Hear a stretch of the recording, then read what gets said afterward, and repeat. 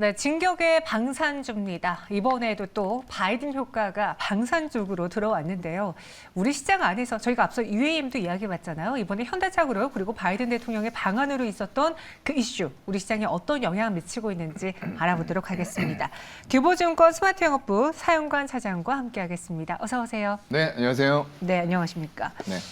이번에는 약간 네. 그 방안과 함께 윤석열 대통령의 뉴스도 많았지만 그렇죠. 현대차 뉴스, 네. 삼성 뉴스 이런 게 좀 많았어요. 맞아요. 그래서 집중 효과 받았죠. 한 줄평으로 정리하면 우리는 네. 안보를 얻었고 네. 미국은 신뢰를, 기업의 투자를 얻어갔다. 그러니까요. 네, 이런 이야기가 네. 있는데 이 바이든 효과 오늘 장 어떻게 보셨는지요? 글쎄요. 일단은 너무나 좀 예상이 된 부분들, 이제 뭐 현대차 같은 경우에는 추가 투자가 나오긴 했지만 거의 예상한 부분들이 나오다 보니까 일단은 그걸 노리고 들어왔었던 물량들은 좀 차익실현을 하는 것 같아요. 그러다 보니까 그런 효과를 받는 종목들이 그렇게 크게는 안 보이고 지금 방산이라던가 뭐 항공우주 이런 쪽들도 윗꼬리가 좀 달리는 모습들이 나타나고 있거든요. 그러면서 일단 전반적으로 외국인들은 전기, 전자라던가 의약품 정도 그리고 건설, 운수, 창고 이 정도 매수 빼고는 역시나 오늘도 매도세를 이어나가고 있어요. 그래서 바이든 방안 해주고 한 거 좀 고마운데 실리 너만 가져가지 말고 우리한테도 좀 주지 그랬냐. 네, 이런 말을 하고 싶네요. 네, 네. 너무 혼자 실리를 다 찾아갔습니다. 맞아요.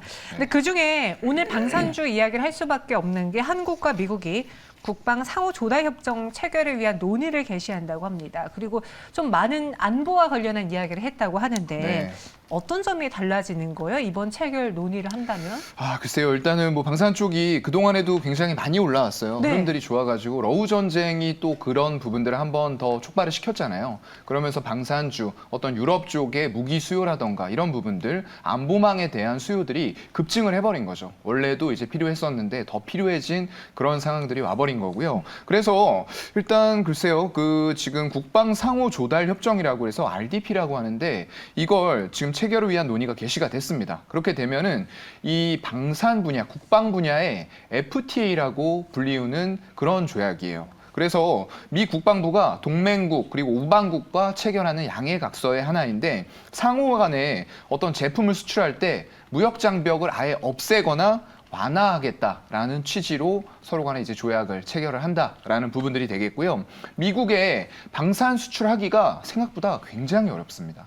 왜냐하면 이러한 부분들 조금 이따가 한 번 더 말씀을 드릴 건데요. 체결국이 아닌 경우에는 가격 경쟁력을 가질 수가 없는 구조로 되어가고 있어요. 그렇다 보니까 같은 제품, 같은 기술을 가지고 있어도 이게 체결돼 있는 국가가 아니라고 하면은 굉장히 비싼 가격으로 입찰을 할 수밖에 없는 그런 조건이 된다라는 말씀을 드리고 있는 겁니다. 그래서 일단 미국산 우선구매법, 미국의 바이든 뭐 가장 유명하죠. 메이드 인 USA, 무조건 미국에서 만들어라. 그래서 이번에도 실리를 많이 챙겨갔던 부분들인데 일단 사례를 보게 되면은 일본의 100대 방산 기업이 이걸 체결하기 전에 2015년도였어요. 그때 매출이 83억 불이 안 됐습니다.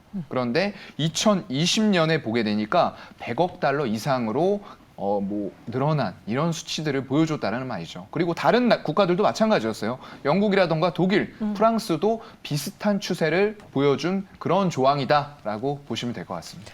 그런데 만배임다님이요. 마침 그렇다고 한국 무기 살 건가 미국이? 라고 해주셨어요. 너무 네. 잘 짚어주신 게 실제로 우리나라도 수출을 많이 하긴 하지만 네. 이 무기를 미국에 수출을 한다? 워낙 진입장벽이 높은 곳이고 거긴 맞아요. 또 안보 이런 것 때문에 네. 그러니까 자국내 그렇죠. 제품만 쓰는 편이잖아요. 네. 이 K방산이 이 효과를 받을 수 있습니까? 이번 조약은 조금 유효하다라고 저는 생각을 해요. 이번은 좀 달라요? 뭐 한미 스와프 이런 것들은 이제 구체적으로 논의를 안 하긴 했지만 네. 그래도 이런 방산 쪽에 관련해서는 그래도 제법 나온 것 같아요, 내용이. 그렇다 보니까 이 미국 시장이 연간 500조 원의 규모에 달하는 세계 최대 방산 시장이에요. 그걸 우리가 이런 조약을 맺었다고 해서 전부 다 가져올 수 있느냐? 그건 아닙니다. 왜냐하면 이미 체결이 되어 있는 국가들도 여러 군데가 있어요. 근데도 불구하고 이 시장 규모가 워낙에 거대하다 보니까 여기에서 일부만 수주를 한다라고 하더라도 아까 말씀드렸던 대로 일본의 사례처럼 어떤 기업들의 매출이나 이익이 폭증할 수 있는 부분은 분명히 저는 있다라고 생각을 하는 거고요. 일단 뭐 바이 아메리칸 액트죠. 자국 시장을 보호하겠다라는 바이든의 의지는 확고합니다. 그래서 그런 부분에 있어서 아까 이제 말씀을 조금 드렸는데 조달 대상 제품의 원가가 미국산 구성품이 전체에서 지금은 55% 이상 들어가야지만 이거를 이제 미국산으로 인정을 해줘요. 그렇게 되면은 만약에 이게 55%에 미달한다라고 했을 때는 아까 말씀드렸던 대로 입찰 가격에서 50%를 증액을 시켜버려요. 그러면은 아무리 좋은 제품, 경쟁력 있는 제품 가져와서 얘네보다 조금 싸게 $1,000로 입찰했어. 그런데 $1,000에서 이게 미국산, 너네 부품 비중 55% 안 되잖아. 그러니까 50% 증액한 게 너네 입찰가야. 라고 하면은 $1,000가 아니고 $1,500예요. 그러면은 $1,300, $1,200인 다른 나라의 제품들 대비해서 가격 경쟁력이 떨어져 버리니까 아예 진입을 할 수가 없는 거예요. 굉장히 이거 중요한 조약이라고 저는 생각을 하고요. 네. 이게 더 문제가 되는 거는 이번에 굉장히 이제 논의가 되면서 잘 체결이 돼야만 하는 게 28년도가 되면은 이 미국산 부품의 비중이 55%가 아닙니다. 75%까지 올린대요. 완전히 메이드 인 US죠. 그렇기 때문에 이번 조약 체결은 꼭 필요하다라고 생각을 하고 이러한 부분들 진입을 했을 때 아까 말씀드렸던 대로 세계 최대, 앞으로도 세계 최대일 거예요. 500조 원 이상의 방산 시장에서 큰 효과를 우리가 누릴 수 있을 것이다라고 저는 보고 있습니다. 그래서 이 논의가 잘 체결이 되어야 된다. 물론이죠. 라고 네. 이야기해 주셨는데요. 이번 방산 FTA 체결로 인해서 그럼 국내 기업들 내에서 주식시장에는 오늘 뭐 많은 방산주들이 올랐는데 실질적으로 우리가 기대를 해볼 만한 그런 기업들은 좀 중소형단보다는 대기업이지 않을까 아무래도 싶은데요. 그렇죠. 네. 어떤 일단은 기업이 좀 있을까요? 대기업 위주로 포트는 편성이 될 수밖에 없다라고 생각을 하는 부분이고요. 일단 하나 디펜스가 있을 것 같아요. 차세대 장갑차 사업을 하고 있는데 이게 미 육군 쪽에 보면은 운영하고 있는 지금 장갑차가 한 3,500여 대 정도를 교체하겠다라는 부분들을 추진을 하고 있는 거예요. 이게 3,500대 얼마 안 되는 것 같지만 사업 비용 보니까 54조 원입니다. 어마어마하죠. 아까 제가 이제 말씀드렸던 연간 500조 원 규모의 시장이기 때문에 거기 들어가 있는 제품 하나하나가 엄청나게 고가의 방산 제품들이라 이겁니다.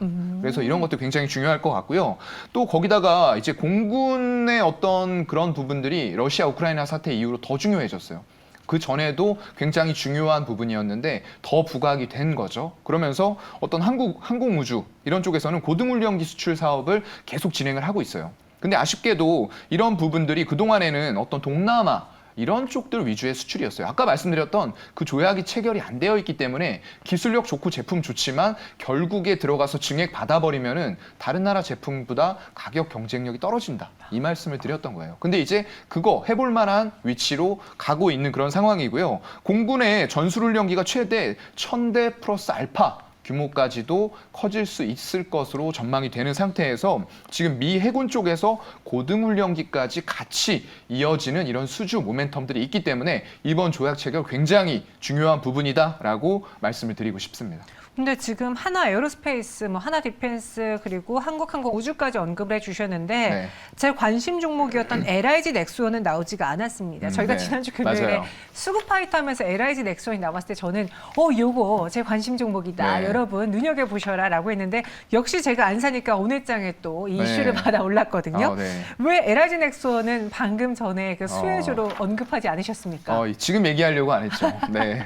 각 이게 질문이 있다 보니까 네. 저도 이제 천천히 이끌어가야 되기 때문에 지금 하려고 안 했고요. 네. 나빠서 안 한 거 절대 아닙니다. 일단은 뭐 말씀을 좀 드려보면은 순수하게 국내 기술로 개발한 수중 유도무기 체계를 가지고 있어요. 이게 이제 중어뢰 2 범상어 이건데요. 양산을 본격화하겠다라고 얘기를 했습니다. 이게 뭐 적기만 대응해서 또 추적 능력까지도 보유를 하고 있다라고 하는데요. 굉장히 좀 약간 전문가적인 분야이기 때문에 저도 뭐 전부 100%를 이해할 수 없는 분야가 좀 있긴 하더라고요. 근데 이제 수상함, 잠수함 같은 쪽에 대항 능력을 향상을 시켜서 원거리 표적에 대해서 공격도 가능한 부분까지 발전을 시켰다라고 합니다. 이런 기술이라고 하면은 충분히 해외 쪽에서도 경쟁력을 가질 수 있는데 이제 문제는 아까 말씀드렸던 대로 단가겠죠. 가격을 얼마나 경쟁력을 가지고 입찰을 할 수 있느냐가 결국에는 등락을 가를 것이기 때문에 방위사업청 보게 되면은 2031년까지 총 6,600억 규모의 사업을 추진하겠다라고 의결을 했어요. 이건 국내 얘기를 드리는 겁니다. 그래서 지금 일단은 고점 한 88,000원까지 그동안에 갔었죠. 그리고 61선 부근이 붕괴되나 했는데 오늘 갭을 올려버렸어요. 하지만 윗꼬리도 달리고 있는데 수급 상황 제가 아까 잠깐 체크해 보니까 기관, 투신이나 사모펀드 쪽은 사고 있는 것 같고요. 외국인들은 비중을 줄이고 있는 것 같아요. 그래서 외국인들은 고점 이후로는 조금 비중을 줄여나가는 10% 넘겼다가 지금 어제 기준으로 봤을 때 외국인 비중이 9.56%예요. 여기에서 조금 더 일단 이슈가 한번 계속 기대감으로 왔던 것들이 이제는 딱 다 나와버렸잖아요. 그렇기 때문에 종결이 된 상태에서 외국인들의 차익 실현이 조금 더 있을 수 있다라는 전제를 깔고 간다고 하면은 아까도 이제 앵커님 물어보셨는데 저는 한 69,000원 121선 정도까지는 외국인들의 차익 실현에 의한 조정을 염두에 두고 열어 놓으시면서 분할 매수 관점으로 조금은 천천히 매수하는 관점으로 말씀을 드리고 싶습니다. 맞아요. 사실 제가 슬쩍 여쭤봤습니다. 네. LIG 넥스원 좋게 보시는지 슬쩍 여쭤보셨는데 네. 가격 전략 한번 잘 참고해 보시고요. 그럼 지금 방산주에 대한 투자 심리가 예전에는 뭐 테마주, 네. 남북 테마주로 봤다가 그렇죠. 이제는 아니야 국방력이 중요해, 국력이 중요해라면서 그 국방에 대한 관심도 여기에 투자, 뭐 UAM 항공까지 더해지면서 완전 방산주의 투자 심리가 개선되어 있는 상황이거든요. 여기서 유의할 점은 무엇인지 또 그 안에서의 탑픽 안 물어볼 수 없으니까 네.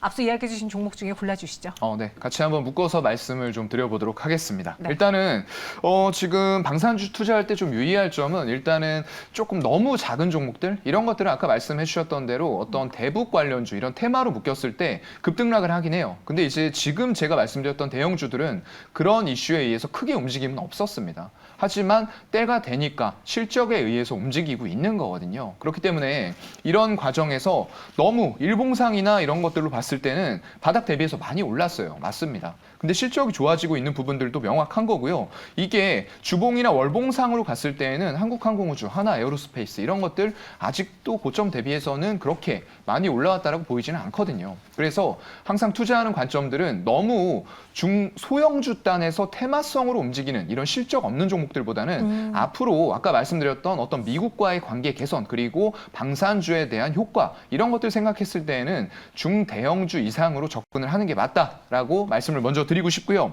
탑픽을 선정을 해보자면은 한국항공우주 말씀을 좀 드리고 싶어요.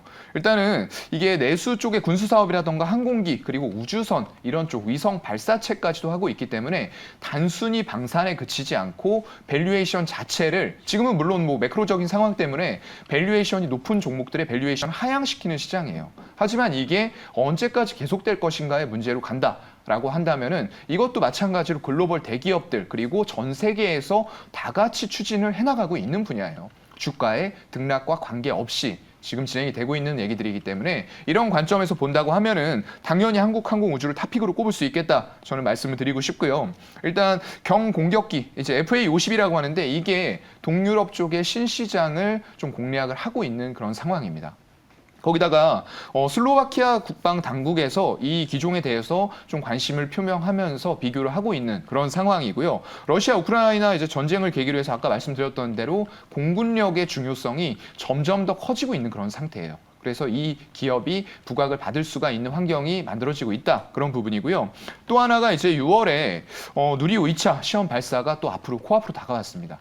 이제 며칠만 지나면 또 6월이죠. 이 이슈는 조금 단기적으로 지나갈 수 있겠지만 일단은 부각을 받을 수 있는 하나의 이슈가 될 수 있다라는 부분이고요. 거기다 더불어서 이제 6월 다음에 또 7월에는 KF-21 초도 비행이 있어요. 이슈가 연속해서 나오고 있네요. 이런 분위기 좋은 속에서 이슈가 있고 거기다 실적까지 더해가면서 주가가 꾸준하게 오르고 있는 이 종목에 대해서는 좀 관심이 지금도 필요하겠다라고 말씀을 드리고요. 가격 전략 같이 그냥 말씀드릴까요? 네, 좋아요. 일단 뭐 매수가는 현재가 부근부터 한 45,000원 정도 부근까지 열어놓고 분할 매수로 신규 매수도 가능하다라고 말씀을 드리고 싶고요. 목표가는 일단은 65,000원 그리고 손절가는 시장 상황이 아직까지는 불안정한 만큼 45,500원을 종가상으로 이탈하면 일단 손절 처리하고 다시 접근하는 쪽으로 하겠습니다. 알겠습니다. 한국항공우주로 꼽아주셨습니다. 방산주에 대해서 궁금하셨던 분들 한번 오늘 이 이야기 잘 들어보세요. 지금까지 사영관 처장님과 함께했습니다. 고맙습니다. 네, 고맙습니다.